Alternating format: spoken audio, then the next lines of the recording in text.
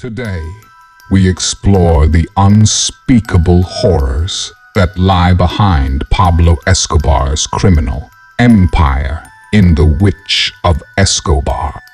We will uncover the terrifying intersection of drug magic and a drug lord's quest for power. Scary story. Much has been said about Pablo Escobar. His name is known all over the world.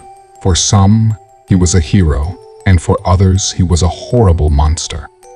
Films, series, documentaries, and all kinds of journalistic work have been made about his life. But there is a nuance of his existence that has been ignored and deliberately omitted for some unknown reason. Esotericism and witchcraft. Although here in Mexico, it is well known that cartels are always somehow related to the dark and supernatural, but reliable information about narco-witchcraft occurring in Colombia and the role it played in Pablo Escobar's life is not something that can be found on platforms or social networks. Luckily, a subscriber from Colombia who preferred anonymity helped me get in touch with the grandson of a person who obtained an important position after Pablo Escobar's death. This person always had a very close relationship with his grandfather, and therefore knew perfectly well everything related to the ostentatious operation that was carried out to finish off the capo. One of the key factors that helped to find his location was that the DEA intercepted his phone calls. All the information obtained after that move could be talked about for hours, the most important being Escobar's ties with the CIA. But we are not here to deal with that topic. What is really interesting for this channel is a series of calls that Escobar was making to a witch with divination skills. And in spite of the fact that it could be simple Escobar's dogmas, what is remarkable is that this same witch diviner was, after the death of the capo, related to very powerful people from all Latin America. I am not exaggerating when I tell you that politicians from El Salvador, for example, her for flights and lodging as long as she read tarot cards for them. I am not a journalist, but after learning of the existence of the woman who could be classified as Pablo Escobar's personal fortune teller, I asked the subscriber to put me in touch with people in the San Nicolas Valley, near Medellin, the place where the capo grew up. If there were any indications that Escobar had been involved in esoteric practices, there should be rumors in and around his home. In addition to that, I also relied on unconnected investigations by 5 journalists: Arenas, Caballero, Velzquez, Fernandez, and Jerez. From these investigations, from the testimonies of some people, and from the calls tapped by the DEA, I built a recreation of facts that I present to you today, not as a story, but as a chapter never told of Pablo Escobar's life. The whole thing began when Escobar was just starting out in his life as a criminal, when he had not yet entered the white gold business. Escobar believed that to become a very powerful man, he would need the help of the dark arts. He was considering and meditating for a while. At that time, Pablo Escobar had acquaintances who were involved in witchcraft, and it was with them that he sought advice to know what was the next step he should take. His acquaintances recommended him to go to a certain black witch in one of the neighborhoods of the San Nicolas Valley. The morning Escobar went to see the witch, a ceremony was taking place in which many people were present.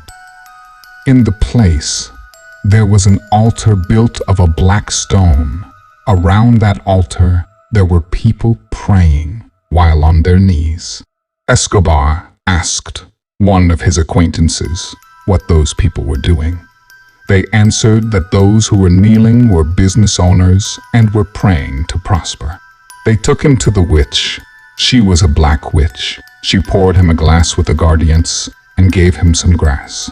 She told him that, before making his request, he should drink and smoke, because that way he would clear the bad spirits. Then the black witch asked Escobar if he was sure he was there. She told him that as soon as he made his request, there would be no turning back. She also told him that if he paid attention to the people who were there, he would realize that there were Cubans, Puerto Ricans, and even Europeans, because they had asked for something, and they had to return every so often to pay tribute to the spirits. Otherwise, they would suffer a horrible death. Escobar told her that he was sure, but first, he wanted to know which beings and spirits she worked with. The witch answered that, with the Nai O Di Atocha, several demons, and, if necessary, with the devil. Once the point was clarified, Escobar made his request to the witch, and as a first step, she performed a coronation ritual to ensure that destiny would begin to favor him and thus clear his path to the top. The ritual consisted of many things, but one of the most shocking to Pablo Escobar was when the witch took a big gulp of aguardiente and then spit all that drink and his face and feet out. As soon as the coronation ritual was over, the witch told Escobar that he had to find a person who had harmed him during his childhood, and he had to cut off one of his hands. Whether she killed him or not was Escobar's business. The only thing needed for the ritual was the hand. Then he had to remove the fingers from the hand and make a necklace that he would wear with the witch. He did as he was told, and as soon as he had the necklace of fingers, he presented himself to the witch. She received him, and they went to the courtyard to do a ritual. The witch already had a bonfire lit. She took some of Escobar's blood and threw it into the fire. She said some prayers, and then the finger necklace was also thrown into the fire. The witch explained to Escobar that what she had just done was to shield him with a dense layer of energy that would have a powerful effect on those who would get in his way. All his future enemies would know that he would kill them, and that would happen without the need to have even exchanged words once. After that, Escobar got involved with white gold, and from that moment on his criminal career began to grow exponentially. He would visit the witch's property from time to time to make offerings, but then something happened. Pablo Escobar was about to die. The kingpin questioned the witch about the effectiveness of her work, but she reminded him that all she had done was give him a shortcut to grow fast. She never mentioned anything about being immortal. Escobar demanded the Black Witch to do something about it. She told him that there was a way to do something. It was a variant of a Santeria ritual, the ritual of incarnation. The variant that the witch could do served to prolong the kingpin's life. It worked in the following way. The witch linked the kingpin's soul to the soul of any animal. Then, as long as that animal remained healthy, Escobar would be out of danger. The witch guaranteed him that the ritual was effective, but also warned him that if the animal he would be linked to became sick, his protection would end.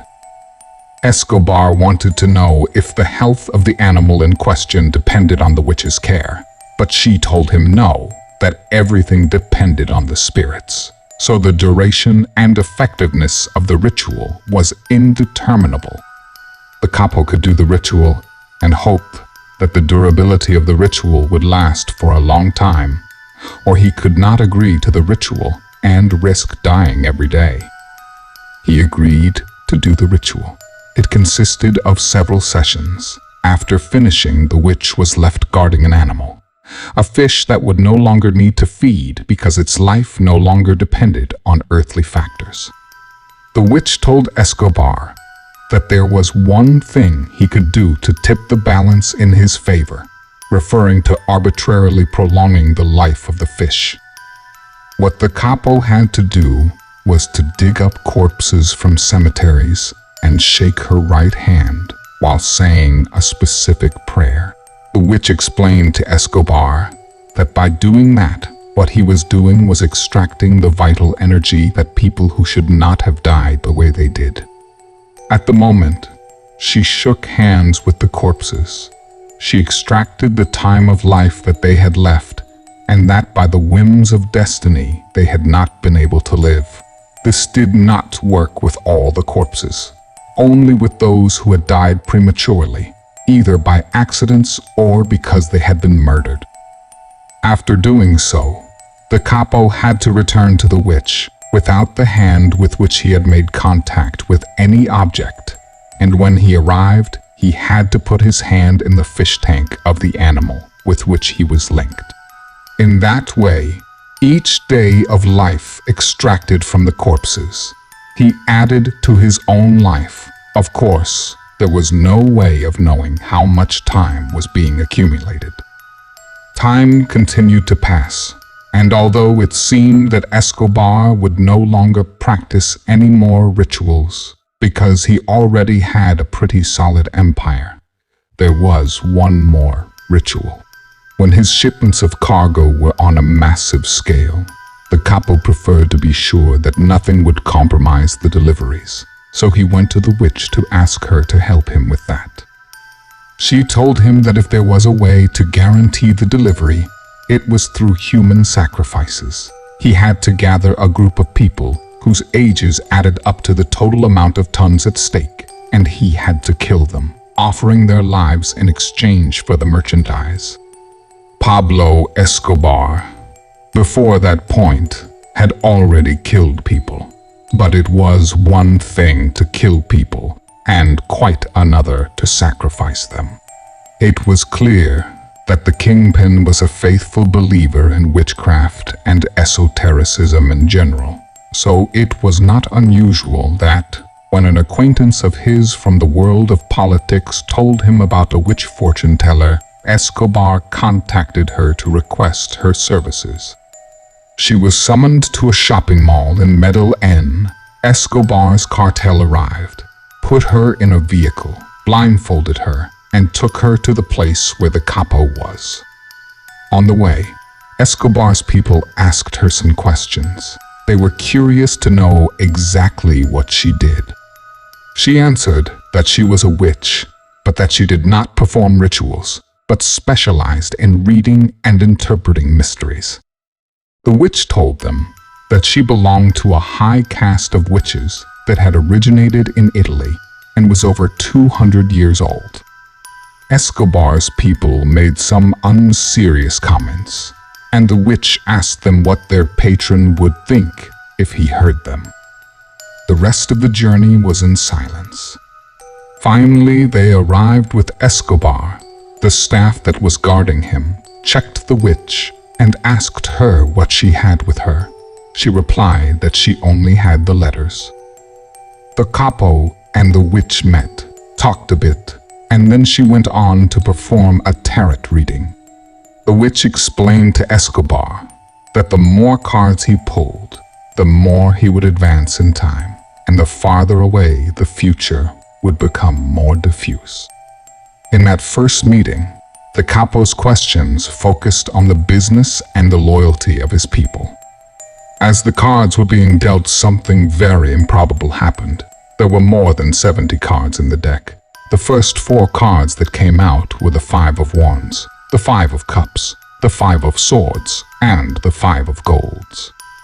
There was only one way to interpret that spread.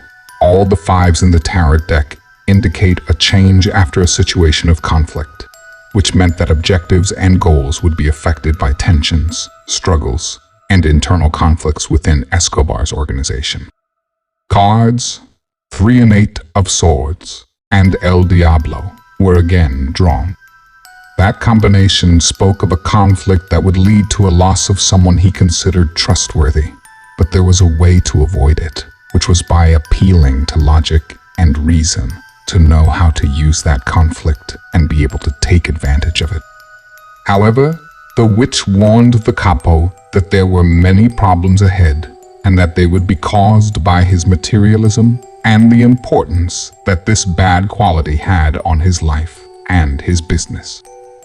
In short, the witch, thanks to the tarot cards, predicted that among his ranks there was a traitor and that this would cause some of his businesses to go wrong.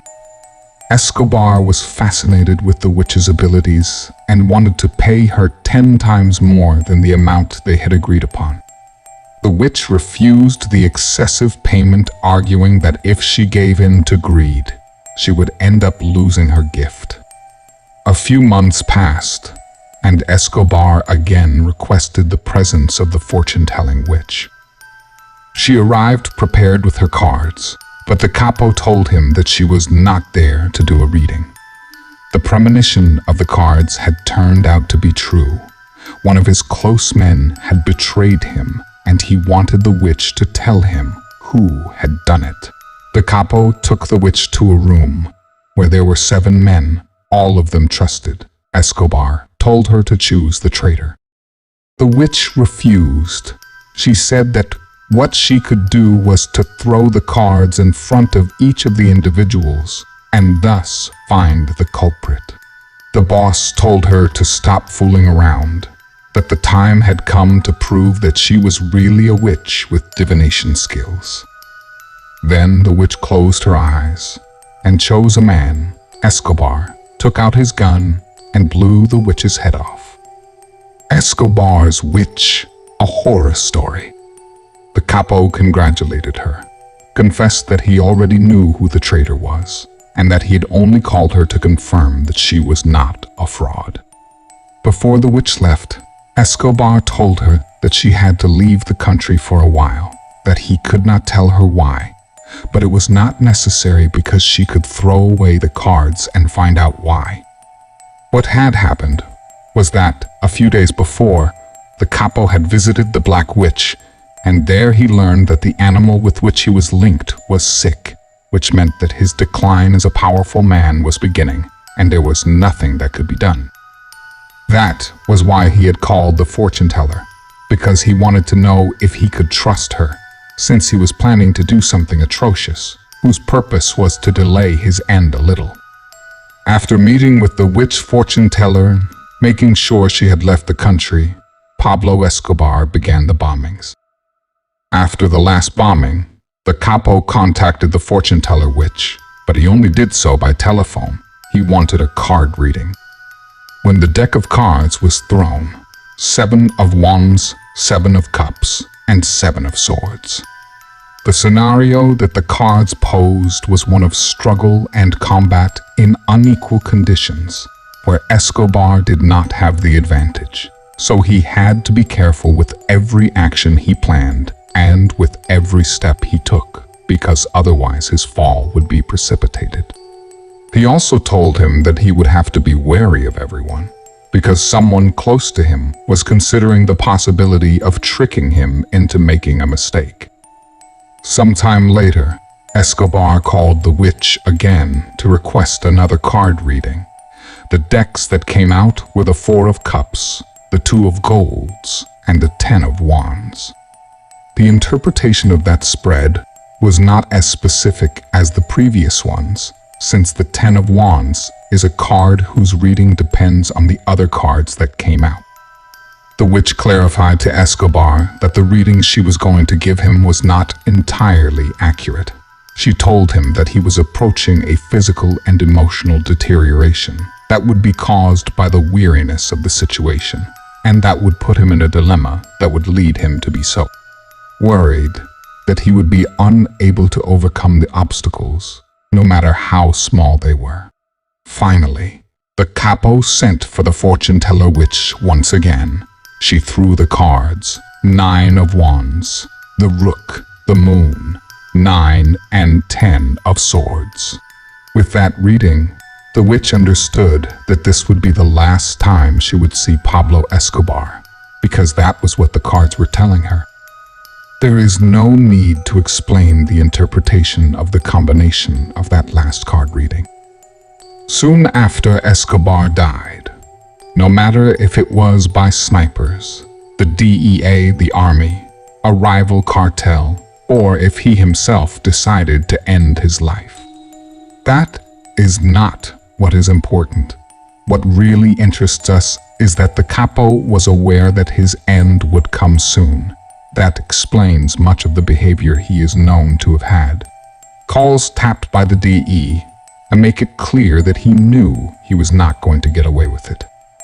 After Pablo Escobar's death, and following the transcription work of the wiretapped calls, the name of the fortune-teller witch began to circulate among powerful people.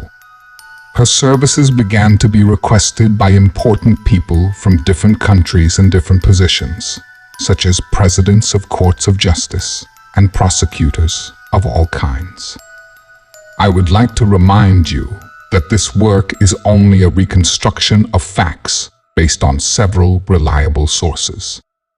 At no time am I affirming that the conclusions of my investigation are the absolute truth. I only intended to show you the alleged hidden face of Pablo Escobar. If you believe it or not, it is up to you. Thank you for joining us for this spine-tingling story. We hope you found it both thrilling and thought-provoking. If you enjoyed this video, please consider participating in our channel by subscribing, liking, and sharing it with your friends.